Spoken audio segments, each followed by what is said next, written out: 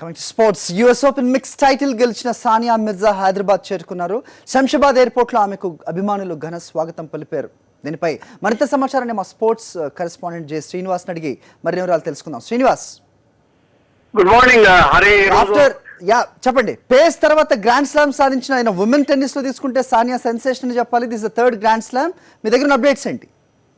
నిజమే హరి, ఈ రోజు ఉదయం హైదరాబాద్ చేరుకుంది సానియా మిర్జా. యుఎస్ ఓపెన్ లో మిక్స్డ్ డబుల్స్ ఈవెంట్ లో టైటిల్ హైదరాబాద్ కు వచ్చిన సానియా మిర్జాకు శంషాబాద్ విమానాశ్రయంలో ఘన స్వాగతం పలికారు. పెద్ద ఎత్తున అభిమానులు వచ్చారు. అది మాదిరిగా tennis association secretary Ashok Kumar, joint secretary, coach అయిన ప్రవీణ్ భార్గవ, తర్వాత వందలాది మంది టెన్నిస్ ఫ్యాన్స్, తర్వాత జూనియర్ ప్లేయర్స్ అనేక మంది వచ్చారు. మీడియా కూడా అదే మాదిరిగా ఇక్కడ రావడంతో ఒక్కసారిగా గుంపుగా మారిపోయి తోపులాట కూడా జరిగింది. ఒక విధంగా చెప్పాలంటే ఈ మధ్య కాలంలో చూస్తుంటే ఒక క్రీడాకారులకి ఇంత పెద్ద ఎత్తున స్వాగతం పలకడం ఇదే ప్రథమం అని చెప్పుకోవచ్చు. ఏదైనా సరే సానియా మిర్జా తన కెరీర్ చరమాంకం అనుకున్న దశలో మరొకసారి అద్భుతంగా ఆడి ఒక టైటిల్ గెలవడం చాలా విశేషం.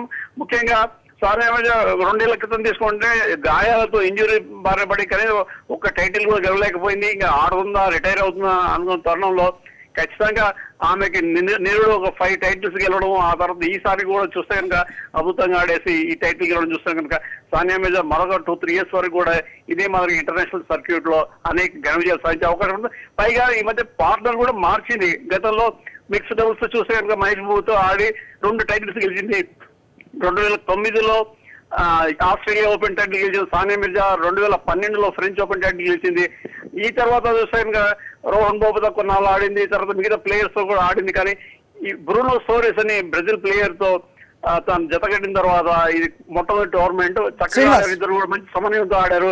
ఈ టైటిల్ గెలిచారు. ఫస్ట్ సెట్ ఈజీగా గెలిచినప్పుడు కూడా సెకండ్ సెట్ తడబడ్డారు, ఓడిపోయినప్పుడు కూడా. తర్వాత చూస్తే టై బ్రేకర్ లో మాత్రం అద్భుతంగా ఆడి గెలిచారు.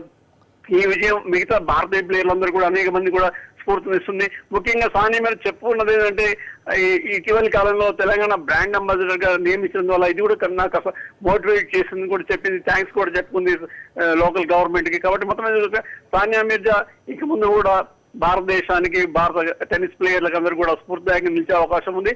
తను అదే మాదిరిగా చెప్తున్నారు.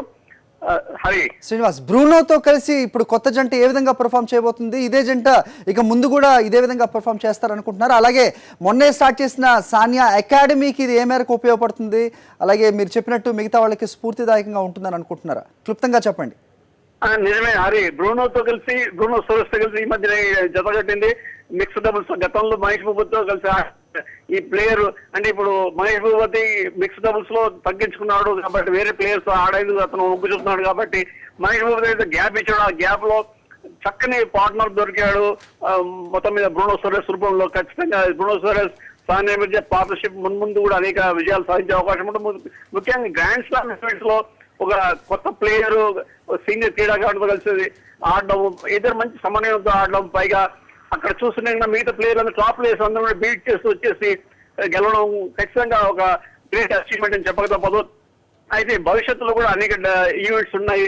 నెక్స్ట్ ఇయర్ లో చూస్తున్నాయి ఆస్ట్రేలియా మొదలు పెట్టుకుని తర్వాత యుఎస్ ఓపెన్ వరకు 4 గ్రాండ్ స్లామ్స్ తో పాటు అనేక ఏటీపీ, WTA టోర్నమెంట్స్, టోర్నమెంట్స్ అనేక ఉన్నాయి. కాబట్టి వీటన్నిటిలో కూడా వీళ్ళిద్దరు కలిసి ఆడే అవకాశం ఉంటుంది.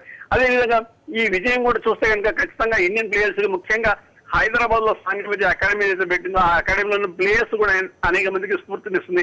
ఎందుకంటే ఈ మధ్యకాలంలో 9 కోర్ట్స్ సర్ఫేస్ అంటే ఇంటర్నేషనల్ సర్ఫేస్ ఏర్పాటు చేసి 9 కోర్ట్స్ ఏర్పాటు చేసి అదే మాదిరి మరొక 9 కోర్ట్స్ ఏర్పాటు చేసే దిశగా సానియా ప్రయత్నం చేస్తుంది. ఈ నేపథ్యంలో అక్కడ ఆడే ప్లేయర్లందరూ కూడా ఈ సానియా మిర్జా సాధించిన విజయం ఖచ్చితంగా స్ఫూర్తినిస్తుంది. వరల్డ్ క్లాస్ ప్లేయర్లందరూ కూడా హైదరాబాద్ కు వచ్చేసి